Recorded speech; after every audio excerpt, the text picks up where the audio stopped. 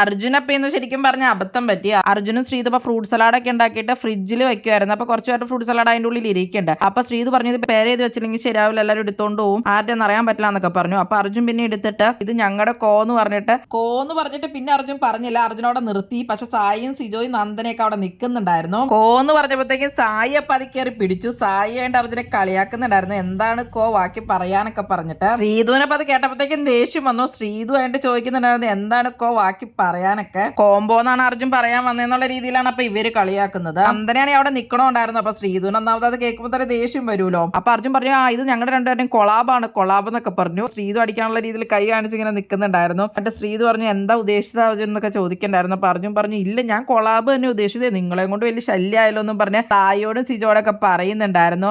അപ്പത്തേക്ക് സിജോയും അത് ഏറ്റുപിടിച്ച് അർജുനെ കളിയാക്കുന്നുണ്ടായിരുന്നു. നിന്റെ വായം കൊണ്ട് തന്നെ പറയുക, അത് തന്നെ പറ, എന്താ നീ ഉദ്ദേശിച്ചതെന്ന് പറയാന്നൊക്കെ പറഞ്ഞിട്ട്.